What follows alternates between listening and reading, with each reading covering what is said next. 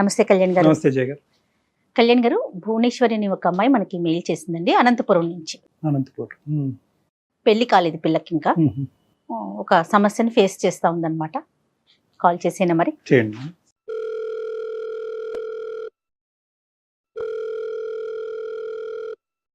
Hello hello, Bhuvaneswari గారండి? అవునండి. మీరెవరు? నేను జయానండి, అందమైన జీవితం ప్రోగ్రామ్ నుంచి కాల్ చేస్తున్నాను. మేడం చెప్పండి మేడం. భువనేశ్వరి బాగున్నారమ్మా? బాగున్నాను మేడం. Right. మీరు ఎలా ఉన్నారు? బాగున్నానమ్మా. నాతో పాటు డాక్టర్ కళ్యాణ్ చక్రవర్తి గారు కూడా ఉన్నారు. సార్ నమస్తే సార్. భువనేశ్వరి నమస్తే అమ్మా. నువ్వు అదృష్టవంతురాలు, ఎందుకంటే మాకు దగ్గర 3000 ఈమెయిల్స్ వచ్చినాయి. ఆ ఈమెయిల్స్ లో నీది సెలెక్ట్ చేయడం ఎగ్జాక్ట్లీ జరిగింది. అండి, ఎగ్జాక్ట్లీ. అసలు ఇంత తొందరగా మీరు కాల్ చేస్తారని కూడా నేను అనుకోలేదు. చెప్పు నాన్న. ఎంత వయసు ఎంత మీది? Sir 26 sir. క్వాలిఫికేషన్స్ అమ్మా, చదువుకుంటున్నారా?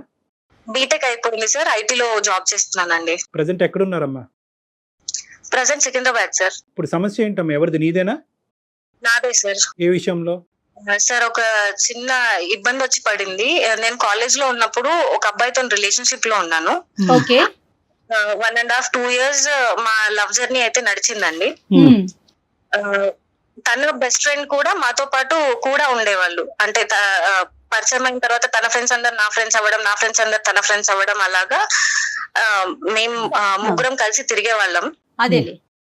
ఈ జర్నీలో ఒక 2 years తర్వాత నాకెందుకో తనతో వర్కౌట్ కాదు అనిపించిందండి. బాయ్ ఫ్రెండ్ తోటి నాకు 2 years రిలేషన్షిప్ తర్వాత లాంగ్ టర్మ్ తనతో జీవితాంతం నేను జీవితం పంచుకోలేను అని అనిపించి నేను బ్రేకప్ చెప్పేశాను. దీనికి బలమైన కారణాలు ఏమైనా ఉన్నాయా అండి భువనేశ్వరి? ఉన్నాయి మేడం. ఏంటండి? తను ముందు నాకు అప్రోచ్ అయినప్పుడు, నన్ను ప్రపోజ్ చేసినప్పుడు ఎలా ఉన్నాడో, ఎలా ఉన్నానని నాకు చూపించాడో అది తను కాదు నిజానికి. తన నిజ స్వరూపం ఏంటి అని అన్నది ఈ 2 ఏళ్ళు నేను తనతో ట్రావెల్ చేసిన జర్నీలో నాకు అతను ఏంటి అని అన్నది అర్థమైంది. నా స్వభావానికి చాలా ఆపోజిట్ అండి. We're like opposite poles. మాకు అసలు ఆపోజిట్ పోల్స్ అని తెలియటానికి నీకు 2 years టైం పట్టిందమ్మా?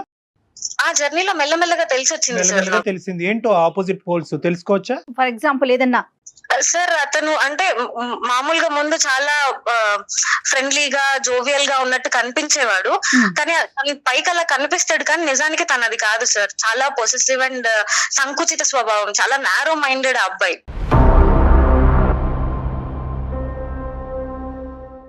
కామన్ ఏమో కదమ్మా, అది కామన్ కాదా? నాది అనుకోవడం, నా మనిషి అనుకోవడం వరకు బానే ఉంటది, కానీ నాతో తప్ప ఇంకెవ్వరితోనూ మాట్లాడకూడదు, తనకంటూ నేను తప్ప ఇంకో ప్రపంచం ఉండకూడదు అనేది భరించలేం కదా సార్. అదే ఫ్రీడమ్ రిస్ట్రిక్ట్ అవుతే సమస్య వస్తుంది. కరెక్టేనమ్మా, నువ్వు చెప్పింది బాగా చెప్పావు. తర్వాత అది కాకుండా ఇంకా ఏ సమస్యలు కనిపించినాయి ఈ అబ్బాయిలో నీకు? తను ఆలోచన విధానం కూడా ఈ తరానికి నాకు తగ్గట్టు లేదని అనిపించింది సార్. మరీ సంకుచితంగా ఆలోచించడం, ప్రతిదానికి అనుమానించినట్టు మాట్లాడతారు, కానీ అనుమానం అన్నట్టు అంటే ఇండైరెక్ట్ గా చెప్పడం అన్నమాట. అనుమానించినట్టే ఉంటది, కానీ నేనేం అనలేదు, తిరిగి అడిగితే నేనేం అనలేదు, కానీ నా అలా అనలేదు అని కప్పిపుచ్చుకునేవాడు. సో ఉన్నవేంటమ్మా? లేనివి బానే చెప్పావు. ఉన్న క్వాలిటీస్ ఏంటి అతనిలో? ఏ కారణాల వల్ల హరీష్ నీకు నచ్చాడు? ఏమనుకుని దిగావు? అంటే తను నాకు చాలా సపోర్టివ్ గా ఉంటాడు అని అనుకున్నా సార్. అంటే కెరియర్ లో కానీ లైఫ్ లో కానీ తోడుంటాడు, పక్కన నిలబడతాడు, నన్నుగా ఉండనిస్తాడు అని అనుకున్నా. ఎందుకంటే నేను లైఫ్ పార్ట్నర్ తో నన్ను చేసుకోబోయే వాడిలో నేను అదే ఆశించాను, కాబట్టి అవి తనలో ఉన్నాయి అన్నట్టే తను నాతో స్టార్టింగ్ లో బిహేవ్ చేశాడు. తర్వాత ఆ జర్నీలో మెల్లమెల్లగా తెలిసి వచ్చింది ఏంటి అని అంటే, తను చూపించింది తను ఉన్నది వేరే. What is up? నీకు బయట కనిపించేది, లోపల ఉన్నది డిఫరెంట్. ఓకే. సో చాలా సార్లు పెద్దగా గొడవలు అయ్యేవి. అంటే చాలా కారణాలు సార్. ఒకటి ఇందువల్లే నేను విడిపోయాను అని మీకు కరెక్ట్ గా పిన్ పాయింట్ గా చెప్పలేను. ఒకదాని తర్వాత ఒకటి సీక్వెన్షియల్ గా నాకు ఆ లాంగ్ జర్నీలో అర్థమైంది ఏంటి అని అంటే, మా ఇద్దరికి ఫ్యూచర్ లో మ్యారిటల్ లైఫ్ లో వర్కౌట్ కాదు అని నాకు పర్సనల్ గా చాలా స్ట్రాంగ్ గా అనిపించింది. అనిపించిన తర్వాత నేను తనకు ఒక 5 days నేను చెప్పేశాను. సో నాకు పర్సనల్ గా ఇలా అనిపిస్తుంది, నేను నీతో కంఫర్టబుల్ గా లేను, మనం ముందు కొనసాగలేము ఒక రిలేషన్షిప్ లో అని చెప్పి బ్రేకప్ చెప్పేశాను. చెప్పేసావు, అతను స్వీకరించాడు కూడా? చెప్పాను సార్, నా సైడ్ నుంచి నేను బ్రేకప్ చెప్పాను, కానీ అతను తీసుకోలేదు. తీసుకోలేదు. మళ్ళీ మళ్ళీ రిపీటెడ్ గా కాల్స్ చేయడం, కాంటాక్ట్ చేయడానికి ట్రై చేయడం, ఏదోలాగా అప్రోచ్ అవ్వడానికి ట్రై చేస్తున్నాడు. నేను అవాయిడ్ చేస్తూనే ఉన్నా. ఓకే. ఈ ప్రాసెస్ లో తన బెస్ట్ ఫ్రెండ్, ముందు చెప్పాం కదా సార్ మేము ముగ్గురం ఉండేవాళ్ళం బెస్ట్ ఫ్రెండ్స్ అని, తన నిశాంత్ అని ఇంకొక అబ్బాయి తన క్లోజ్ ఫ్రెండ్ అన్నమాట. తన క్లోజ్ ఫ్రెండా మీ క్లాస్మేట్ కూడానా? మా క్లాస్మేట్ అండ్ వాళ్ళిద్దరు నాకంటే Close ముందు friends. నుంచి, నేను వాళ్ళకు పరిచయం అవ్వక ముందు నుంచి వాళ్ళిద్దరు క్లోజ్ ఫ్రెండ్స్. రైట్. ఓకే అమ్మా. సరేనమ్మా. సో ఈ మా 2 years జర్నీలో మొత్తం తను ఉన్నాడు. చాలా ప్లేసెస్ కి కలిసి వెళ్లే వాళ్ళం, సినిమాలకి, లంచ్ లకి, బయటకి ఎక్కడికైనా వెళ్ళినా ముగ్గురం వెళ్లే వాళ్ళం. ఈ అబ్బాయి ఆ అబ్బాయి కాదమ్మా, ఈ అబ్బాయి పేరేంటి చెప్పండి. హరీష్ బెస్ట్ ఫ్రెండ్ నిశాంత్ అండి. నిశాంత్. ఓకే రైట్, చెప్పు తల్లి చెప్పు. హరీష్, నిశాంత్, నేను కలిసి తిరిగే వాళ్ళం. అంతా అప్పుడు బానే ఉండేది. తర్వాత నేను ఎప్పుడైతే ఈ అబ్బాయికి మా ఇద్దరి మధ్యలో డిస్టర్బెన్సెస్ వచ్చి నేను ఇలా బ్రేకప్ చెప్పాను అని నిశాంత్ కి తెలిసిందో, తను మెల్లగా అప్పుడప్పుడు ఫోన్ చేసేవాడు. ఎలా ఉన్నావు ఏంటి, మామూలుగా మాట్లాడుకుంటూ ఉంటాం కదా ఫ్రెండ్స్ అన్నప్పుడు, బాగోగులు మాట్లాడుకోవడం. ఇలా అన్నప్పుడు నేను చెప్పాను, ఇలాగా నాకు తనతో కనెక్ట్ అవ్వలేను అని అనిపించింది, సో నేను ఇలా బ్రేకప్ చెప్పాను అని చెప్పాను. ఆ విషయం తనకు తెలిసిన తర్వాత కొన్ని రోజులు టైం తీసుకొని నిశాంత్ నాకు తిరిగి ప్రపోజ్ చేశాడు.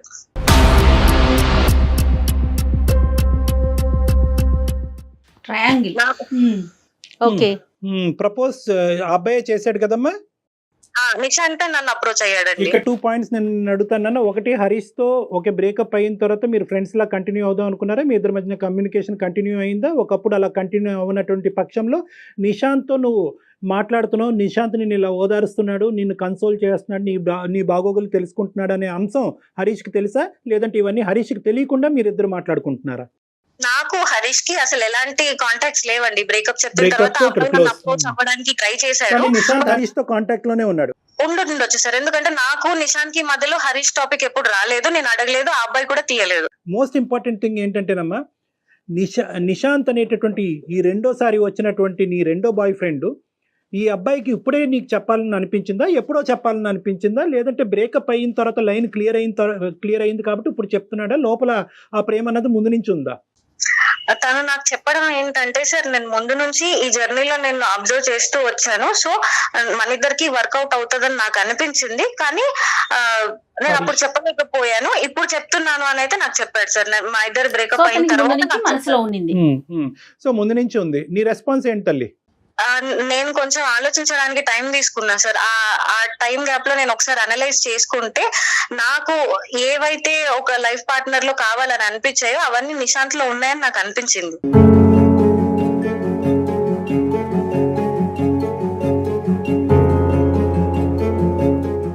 హరీష్ తో నీ బ్రేకప్ కి నిశాంత్ మళ్ళీ నిన్ను ప్రపోజ్ చేయడానికి మధ్యలో టైం గ్యాప్ ఎంత ఉందమ్మా? హార్డ్లీ 1-2 months ఉంది సార్.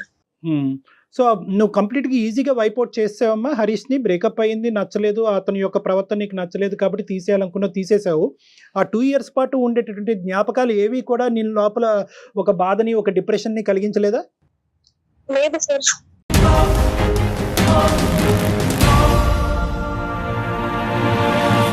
అంటే మరి ఆ 2 years పాటు నడిచింది ఏంటమ్మా? దాన్ని ఏమనాలి? ఇప్పుడు 2 years పాటు ఒక ప్రేమ అనుకోవాలా, లేదంటే ఒక టెస్టింగ్ అనుకోవాలా, ఒక డేటింగ్ అనుకోవాలా, లేదంటే ఒక బలమైనటువంటి బంధం అనుకోవాలా, ఏమనాలి దాన్ని?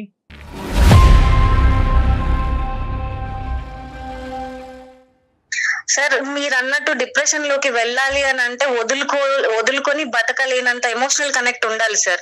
ఆ 2 years లో అబ్బాయి సైడ్ నుంచి నాకు ఎప్పుడు అది కలగలేదు. ప్రతి స్టెప్ లోను, ప్రతి ఇన్సిడెంట్ లోను నాకు చాలా ఇబ్బంది అనిపించేది. తన ప్రవర్తన కానీ, తన మనస్తత్వం కానీ నాకు చాలా ఇబ్బంది అనిపించేది. కానీ నేను కాంప్రమైజ్ అవుతూ దాన్ని డైజెస్ట్ చేసుకుంటూ ముందుకు వచ్చాను. ఒక పాయింట్ కి వచ్చిన తర్వాత నేను దాన్ని తీసుకోలేకపోయాను. సో బ్రేకప్ అనేది నీకు రిలీఫ్ అనుకోవచ్చు సార్. నేను భరించలేను. నేను తనతో కలిసి ముందుకు నేను అడుగు వేయలేను అని అనిపించినప్పుడు నేను తనకు వద్దు, మనకు సెట్ అవ్వదు అని చెప్పేశాను. రైట్, అర్థమైందన్న. ఒకటైతే క్లియర్ కదమ్మా, నిశాంత్కి మీ ఇద్దరు పరిచయం అయినప్పటి నుంచి, అంటే ఒక బెస్ట్ ఫ్రెండ్గా పరిచయం అయినప్పటి నుంచి నిశాంత్కి నీ మీద ఫీలింగ్స్ ఉన్నాయి. ఎటొచ్చి హరీష్ మధ్యలో ఉన్నాడు కాబట్టి అతని మనసులో ఉన్న భావాన్ని నీకు చెప్పలేదు. నీకైతే మాత్రం నిశాంత్ మీద ఎప్పుడూ ఫీలింగ్స్ లేవు. ఇప్పుడైతే మాత్రం నిశాంత్ నుంచి ఈ ప్రపోజల్ వచ్చాక నువ్వు కూడా అది కన్సిడర్ చేయడానికి ఇష్టపడుతున్నావు. అంతే sir. So Harish is completely out of the picture. లేదు సార్. ఇంకొక భయంకరమైనటువంటి అంశము, భయపెట్టే అంశం ఏంటంటే హరీష్ నిశాంత్ టచ్ లో ఉన్నారా లేదా అనేది నీకు ఇంకా తెలియదు కదా. ఫస్ట్ అది కనుక్కోవాలి కదమ్మా. టచ్ లో ఉన్నారు అంటే ఒకరికొకరు ప్రత్యక్షంగా ఎదురుపడైతే మాట్లాడుకోవట్లేదు. మేబీ ఫోనుల్లో అట్లా టచ్ ఇంపాసిబుల్ నాన్న. ఇప్పుడు వాళ్ళిద్దరు టచ్ లోనే ఉండుంటారు. బహుశా నిశాంత్ అంటే నీ సెకండ్ బాయ్ ఫ్రెండ్ హరీష్ తో బహుశా మీ ఇద్దరి మధ్యన జరిగేటటువంటి సంభాషణలు, అతని ఫీలింగ్స్ గురించి హరీష్ తో డిస్కస్ చేయకపోయి ఉండొచ్చు. అంత పర్సనల్ డిస్కషన్, అంత ర్యాపో అయితే లేదు సార్. తగ్గింది. ముందు ముగ్గురం కలిసి ఉన్నప్పుడు ఉన్న బాండింగ్ అయితే ఇప్పుడు లేదు. మెల్లమెల్లగా ఎప్పుడైతే మా ఇద్దరు బ్రేకప్ అవ్వడం, నిశాంత్ నన్ను అప్రోచ్ అవ్వడం, ఈ ప్రాసెస్ లో వాళ్ళిద్దరి మధ్య కూడా ముందున్నంత స్నేహం అయితే ఇప్పుడు లేదు. రైట్ నాన్న. 6 weeks ఎందుకు పట్టింది నీకు? ఎప్పుడు చెప్దాం అనుకుంటున్నావు? అతనికి రెస్పాన్స్ ఏంటి? వెయిటింగ్ దేని గురించి?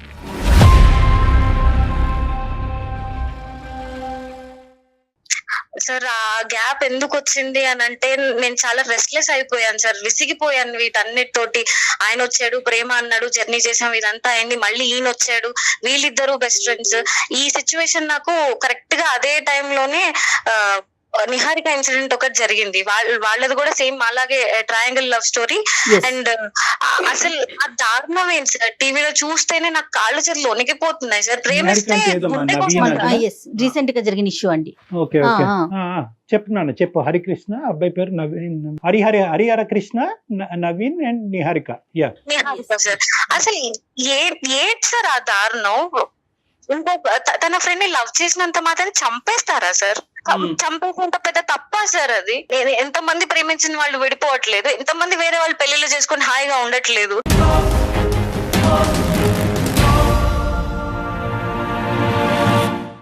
తనని కాదని వేరే వాళ్ళని ప్రేమించినందుకు చంపేస్తారా? అది గుండె అనుకుంటున్నారా, కేక్ ముక్క అనుకుంటున్నారా సార్? అలా పక్కకు తీసుకెళ్లి చంపేయడం దారుణాలు అది చూసినప్పటి నుంచి నాకు రాత్రులు నిద్ర పట్టలేదు సార్. అసలు నా పరిస్థితి కూడా ఇంచుమించు దాదాపు దానికి దగ్గరగానే ఉంది. ఇది ఇలాంటి భయంకరమైన పరిణామాలు వస్తాయేమో. అసలు అందులో నా తప్పు ఎంత ఉంది? నేనేమన్నా తప్పు చేస్తున్నానా? నేను ఇప్పుడు ఈ అబ్బాయికి ఓకే చెప్తే అలాంటి పరిణామాలు ఏమన్నా నేను చూడాల్సి వస్తుందా? అసలు నాకేం అర్థం కావట్లేదు సార్. నీ ఇష్యూకి వస్తే అమ్మా, కమింగ్ టు యువర్ పాయింట్, నీకు నిద్ర పట్టట్లేదు, చేతులు కాళ్ళు వణికిపోతున్నాయి, భయం వేస్తుంది అని అంటున్నావు. ఇప్పుడు నీకు ఒక స్ట్రైట్ ఫార్వర్డ్ క్వశ్చన్ నేను నిన్ను అడుగుతా. ఎందుకు భయపడుతున్నావు నువ్వు? ఏ కారణం చేత భయపడుతున్నావు? నాకు హరీష్ గురించి తెలుసు సార్, ఆ అబ్బాయి మనస్తత్వం తెలుసు. ఇతను వెళ్ళి నిశాంత్ ఏమైనా చేస్తాడా, లేకపోతే వాళ్ళిద్దరూ కొట్టుకొని ఒకరికొకరు ఏమైనా చేసుకుంటారా అని చాలా భయపడుతున్నాను సార్ నేను. అతను ఎంత మొండివాడంటే, ఎంత పొసెసివ్ నేచర్ అని అంటే, ఎప్పుడు తనదే నెగ్గాలి, తన పాయింట్ ఆఫ్ వ్యూ కరెక్ట్, తనకే దక్కాలి అన్న ఒక ఇది ఉంటది సార్ ఆ అబ్బాయికి. సో ఆ కోపంలో ఈ గ్యాప్ లో నేను చెప్పాను కదా సార్ మీకు, నేను బ్రేకప్ చెప్పిన తర్వాత రిపీటెడ్ గా కాల్స్ చేస్తున్నాడు, కనెక్ట్ అవ్వడానికి ట్రై చేస్తున్నాడు అని. అందులో ఎక్కడ నాకు ప్రేమ కనిపించలేదు సార్. మొండి, నాకు దక్కాలి, నన్ను ఎందుకు వదిలేసి వెళ్ళిపోతున్నావు అన్న మొండి పట్టుదలే కనిపించింది, కానీ ప్రేమతో సాధించుకుందాం అన్న మనస్తత్వం కాదు సార్. అది ఉంటే అసలు నేను బ్రేకప్ చేసుకోకపోయేదాన్ని. ఒక 2 years పాటు జరిగినటువంటి జర్నీ ఒక మీనింగ్లెస్ జర్నీగా మారిపోయినప్పుడు, రెండో వచ్చినటువంటి అబ్బాయి ఈరోజు నువ్వు ప్రపోజ్ చేస్తే నువ్వేం చేయాలి? వాడికి ఒక దండం పెట్టాలి. First of all, most important, బాబు నీకు 10% కాదు 100% ఫీలింగ్స్ ఉండి హరీష్ కంటే 100 రెట్లు ఎక్కువైనా ప్రేమించింది, నో ప్రాబ్లము. కానీ ఈరోజు నేను మానసికంగా I'm not in a stable position. ఈరోజు ఇప్పటి వరకు నాకు జరిగినటువంటి ప్రయాణం అది ప్రేమ, ఇన్ఫాక్చువేషనా, డేటింగా ఏంటో నేను డిఫైన్ చేయలేకపోతున్నాను. ఆ మనిషి నుంచి విముక్తి పొంది ఇప్పుడే సేద తీరి నా చదువు మీద, నా ఉద్యోగం మీద కాన్సన్ట్రేట్ చేసేటటువంటి టైంలో ఇప్పుడు నువ్వు ఇంకో ప్రపోజల్ తీసుకొచ్చావు, ఈ భారాన్ని నేను ఇప్పుడు అప్పుడే మోయలేను, కాస్త వెనక్కి తగ్గు, కొద్దిగా సమయం ఇవ్వు అని చెప్పి అడగాలి మీరు. ఎందుకంటే కనుక ఈరోజు ఇది రీప్లేస్మెంట్ స్ట్రాటజీ అంటారమ్మా. చాలా మంది ఆడపిల్లలు ఇక్కడే ఉచ్చులో చిక్కుంటారు. ఒక బ్రేకప్ అయిన తర్వాత ఒక డిప్రెషన్లోకి వెళ్తారు. ఆ డిప్రెషన్ తట్టుకోలేరు, ఆ వ్యాక్యూమ్ని తట్టుకోలేరు, ఆ లేనితనాన్ని తట్టుకోలేక ఏంటంటే ఇంకో సైడ్ నుంచి ఎవరన్నా ఒక నాదుడు వచ్చి కూర్చుని ఏంటి నీ కష్టం ఏంటి, నీ బాధ ఏంటి నాకు చెప్పు అనేటప్పటికి వాడు వెనకతల చూడరు, వాడు ముందు చూడరు, వాడి చరిత్ర చూడరు, ఆ గతం చూడరు, మొదట చేసినటువంటి తప్పే మళ్ళీ చేసి అబ్బా నన్ను ఎంత బాగా వింటున్నాడో, నాకు ఇంత మంచిగా వినేటటువంటి వ్యక్తి నాకు కనిపించట్లేదని మళ్ళీ కనెక్ట్ అయిపోయి అక్కడ ప్రపోజ్ చేయగానే 10 రోజుల్లోనే చెప్తారు. బహుశా ఈ సంఘటన దృష్ట్యా, థ్యాంక్స్ టు దిస్ సంఘటన, అన్ఫార్చునేట్ సంఘటన, నువ్వేంటంటే కొద్దిగా బ్రేక్స్ వేసుకున్నావు, నువ్వు ఒక 6 వారాల పాటు బ్రేక్ వేసావు. అది ఆ ఇన్సిడెంట్ వల్ల. ఆ ఇన్సిడెంట్ వల్ల అందుంచి థ్యాంక్స్ టు దిస్ ఇన్సిడెంట్ అని నేను ఎందుకు అంటున్నానంటే, ఈ దురదృష్టకరమైనటువంటి ఇన్సిడెంట్ బహుశా లేకపోతే కనుక నువ్వు కూడా ఎస్ అని చెప్పుండేదాను కదమ్మా. సార్ కానీ మీరు అన్నట్టు ముక్కు మొహం తెలియని వ్యక్తి అయితే కాదు కదా సార్. కొన్ని ఏళ్ల పాటు మేము ఫ్రెండ్స్ లా ఉన్నాం, ఒక జర్నీ ఫ్రెండ్షిప్ నడిచింది మా మధ్యలో. ఎక్కడో సడన్ గా నేను డిప్రెషన్ లో ఉన్నప్పుడు ఒక అతను వచ్చి నీ కష్టాలు నాకు మంచి పాయింట్ అమ్మా, చాలా మంచి పాయింట్. ఈ అబ్బాయి నీ మొదట ఉండేటటువంటి హరీష్ తో నువ్వు కాంటాక్ట్ లో ఉండి మీ ఇద్దరు ప్రేమించుకుంటున్నంత కాలం ఎక్కడ కూడా ఏ మూలన ఏ కోసాన కూడా 0.5% కూడా నేను నిశాంత్ నా పార్ట్నర్ అవుతాడు రానున్న రోజుల్లో నువ్వు ఎప్పుడు అనుకోలే లేదు సార్. అతనితో కంటిన్యూ అవుతున్నప్పుడు కూడా ఇతనితో నాకు ఫీలింగ్స్ ఉన్నాయి, వీడితో పోల్చుకుంటే వాడు చాలా బాగున్నాడు అనేటటువంటి ఫీలింగ్ నాకు కలిగిందంటే అది డిఫరెంట్ స్టోరీ. లేదు సార్, ఎప్పుడూ లేదు సార్. సో దాని అర్థం ఏంటంటే కనుక ఇక్కడ ఒక బ్రేకప్ తర్వాత ఒక మేకప్ అయింది.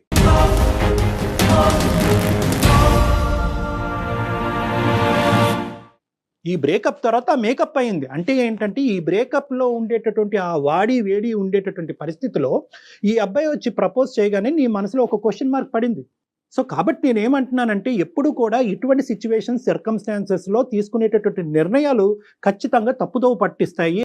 ఆ అబ్బాయి ఇంతకుముందు ఆ అమ్మాయి భయపడేటటువంటి టీవీలో జరిగినటువంటి సంఘటనలో పరంగా ఈ అమ్మాయి మీద హింస చూపెడితే భయం వేస్తుంది సార్ నాకు. అదే భయంతోనే మీకు మెయిల్ చేశాను నేను. అంటే ఇప్పుడు ఇక్కడ హరీష్ ఫ్రెండ్ కాకుండా ఉన్నట్లయితే ఇంత భయపడాల్సిన అవసరం ఉండేది కాదంటారా కళ్యాణి గారు మీరు?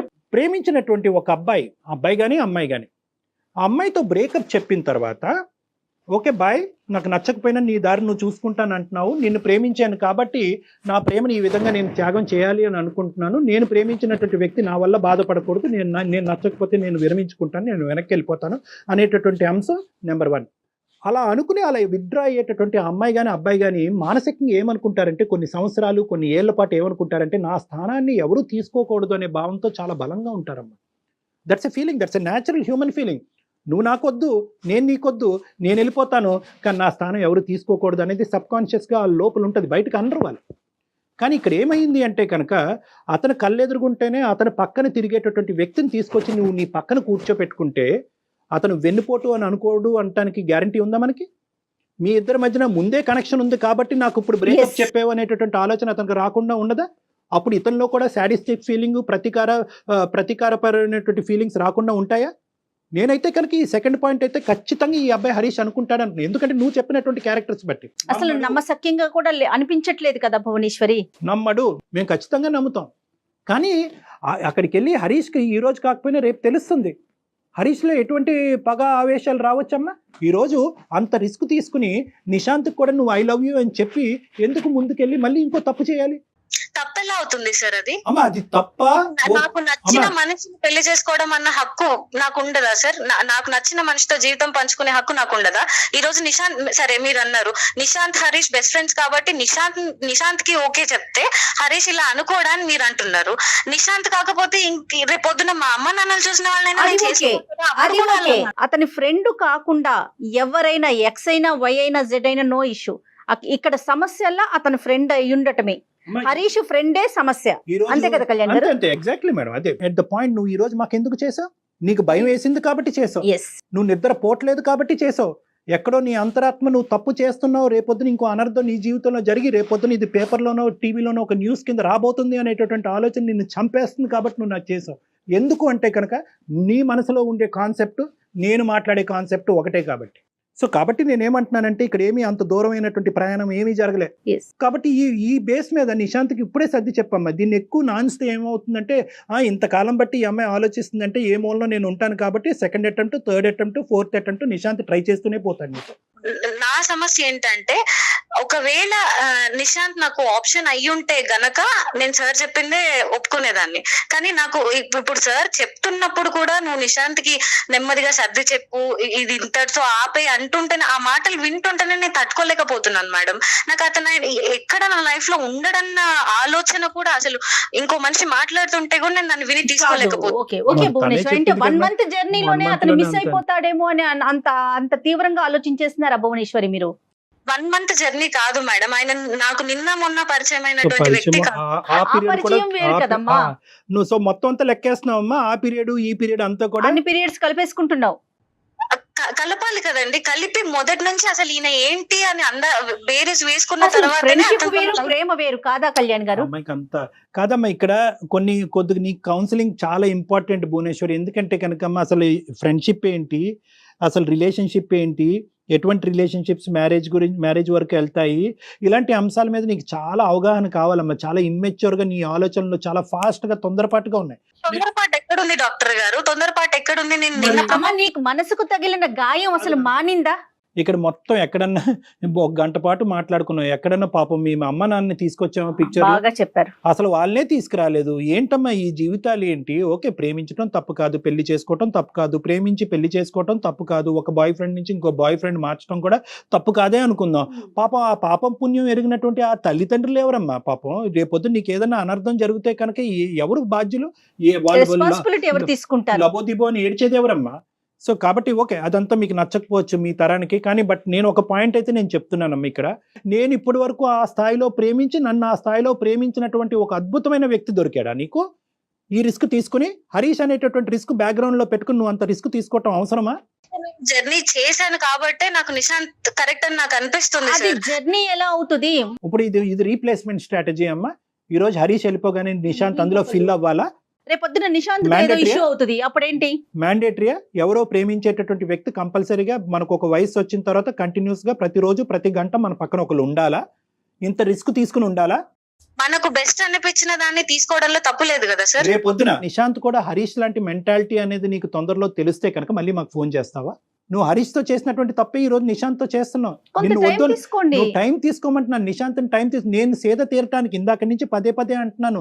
నన్ను నేను సెటిల్ అవటానికి, నా మెంటల్ ఇన్స్టెబిలిటీ సెటిల్ చేసుకోవటానికి, నా కెరియర్ మీద ఫోకస్ చేసుకుని నీ దారి నువ్వు చూసుకో, నా దారి నేను చూసుకుంటాను. నా మనసులో మళ్ళీ నీ మీద ఒక భావం వచ్చినప్పుడు, ఇక్కడ ఉండేటటువంటి ఈ వాడి వేడి చల్లారినప్పుడు అప్పుడు నేను నీ దగ్గరకు వస్తాను. ఆల్రెడీ ఒక దెబ్బ తగిలి ఒక గాయంతో ఉన్నాం. అది గాయమే కాదనుకుంటే మరి ఆ జర్నీని ఏమనాలి? దానికి పేరేం పెట్టాలి? దానికి ఏం పేరు పెట్టాలి భువనేశ్వరి? నేను అది గాయమే కాదు అని అనట్లేదు మేడం. దానికి మందు నిశాంత్ అని నేను చెప్తున్నాను. మీకెందుకు అర్థం కావట్లేదు? నిశాంత్ మందు అని నువ్వు అనుకుంటున్నావు. నిశాంత్ మందో లేదా పుండి మీద కారమో అనేటటువంటిది నీకు ఇంకా అప్పుడు తెలుస్తుంది. నీకు తెలియదు. నువ్వు ఆ ఆలోచన కానీ మెచ్యూర్ గా ఆలోచించేటటువంటి పరిస్థితిలో ప్రెసెంట్ నీకు క్లారిటీ ఆఫ్ మైండ్ లేదు. హరీష్ అనేటటువంటి వ్యక్తి యొక్క ప్రయాణంలో నీ సైడ్ ఉండేటటువంటి తప్పులేంటి, నీ ఆలోచన, నీ యొక్క పర్సనాలిటీలో ఎటువంటి లోపాలు ఉన్నాయి అనేటటువంటిది ఆలోచించుకో, విశ్లేషించుకో. రానున్న రోజుల్లో అటువంటి తప్పు నీ ద్వారా జరగకూడదు అంటే కనుక ఏ విధంగా నిన్ను మార్చుకుంటావు అన్నది ఆలోచించుకుని కొంత టైం తీసుకో. ప్రాబ్లం ఏది నాకు ఇప్పటిదాకా నిశాంత్ లో రాలేదు సార్. నా సైడ్ నుంచి తనకు ప్రాబ్లం లేదు, తన సైడ్ నుంచి నాకు ప్రాబ్లం లేదు. ఇప్పుడు ఇద్దరికి ఓకే అయినప్పుడు మేము హరీష్ ని దృష్టిలో పెట్టుకొని మేమెందుకు కలిసి జర్నీ చేయడం ఆపుకోవాలి? But it is coming with risk అమ్మా. నిజంగా నువ్వు ఆ రిస్క్ తీసుకోవడానికి రెడీగా ఉంటే గో హెడ్. మేమెవరు నిన్ను ఆపటానికి? నిశాంత్ నేను ఎంత ఇబ్బంది పడుతున్నా, మా ఫ్యూచర్ ఎంత రిస్క్ లో ఉందని ఎందుకు ఆలోచించలేకపోతున్నారు మేడం? అసలు మీ ఇద్దరి మధ్యన ఏం జరిగిందనమ్మా మీరు అది రిస్క్ అనుకోవటానికి? ఏంటమ్మా అంత బంధం ఏం ఏర్పడింది? నిశాంత్ నన్ను అప్రోచ్ అవ్వడం, నేను మళ్ళీ వెనక్కి వెళ్ళి డే 1 నుంచి తనతో పరిచయం ఏర్పడ్డ దగ్గర నుంచి మా జర్నీ ఒకసారి ఆలోచించుకుంటే నాకు అర్థమైంది మేడం. నాకు కరెక్ట్ హరీష్ కాదు, నాకు కరెక్ట్, నాకు నిశాంతే కరెక్ట్ అని నాకు అర్థమైపోయింది.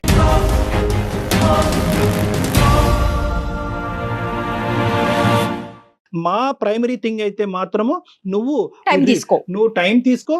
నిశాంత్కి ఇప్పటికిప్పటికే రీప్రపోజల్ చేసి నువ్వంటే నాకు ఇష్టం అని చెప్పొద్దు. మోస్ట్ ఇంపార్టెంట్ ఏంటంటే ఈ మొత్తం అంశంలో హరీష్ని మాత్రం కప్పేయద్దు. హరీష్కి ఇండైరెక్ట్గా తెలిస్తే కనుక పరిస్థితి ఇంకో విధంగా ఉండొచ్చు. కాబట్టి ఇండైరెక్ట్గా తెలిసే ముందు డైరెక్ట్గానే చెప్పడం బెటరు. అన్నిటికంటే ఫైనలీ మోస్ట్ ఇంపార్టెంట్, నీకంటూ ఒక కుటుంబం ఉంది, తల్లిదండ్రులు ఉన్నారు.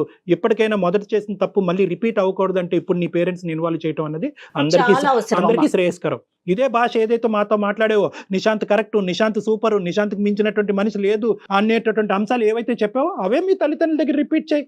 మీరు ఆర్గ్యూలోకి వెళ్తున్నారు భువనేశ్వరి, ఆలోచించండి ఒకసారి. ఆర్గ్యుమెంట్ కూడా నువ్వు ఎందుకు వెళ్తున్నావు అంటే కనుకమ్మా, మాకు ఫోన్ చేయకి, మాకు ఈమెయిల్ చేయక ముందే నువ్వు నిశాంత్ కావాలి అని చెప్పి 100% కాదు 200% ఫిక్స్ అయ్యావు. కాబట్టి ఈ రిస్క్ని ఆ నిశాంత్ అలాగే ఉండాలి, నిశాంత్ నేను ప్రేమించాలి, నిశాంత్ నేను పెళ్లి చేసుకోవాలి, కానీ నాకు హరీష్ దగ్గర నుంచి రిస్క్ రాకుండా మీరు ఒక ఆలోచన చెప్పండి అంటే కనుక అలా మేము చెప్పలేమమ్మా.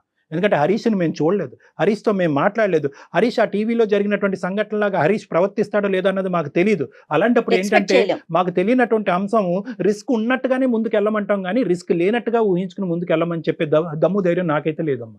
అమ్మ జీవితం ఇది అందరికి పరిచిన విస్తరవదు, అన్ని కష్టాలు నష్టాలు అన్నీ ఉంటాయి. ఆలోచించుకో భువనేశ్వరి, నువ్వు వెంటనే నిర్ణయం తీసుకోమని చెప్పట్లే. ఇప్పుడు ఈ విషయాన్ని కూడా టకామని ఎస్ అని చెప్పేయాలని మేము ఎక్స్పెక్ట్ చేయట్లేదమ్మా. ఎస్, నువ్వు టైం తీసుకో, డాక్టర్ గారి నెంబర్ నీకు నేను షేర్ చేస్తాను, పర్సనల్ గా వచ్చి కలు, ఫోన్ లో కాదు. ఓకేనమ్మా? సరే మేడం, నేను ఆల్ ది బెస్ట్ తల్లి. బాయ్ అమ్మా, all the best Bhuvaneshwari. Bye. Right Kalyan garu, thank you so much. నమస్తే అండి. సమర్పిస్తున్న వారు అవిస్ హాస్పిటల్.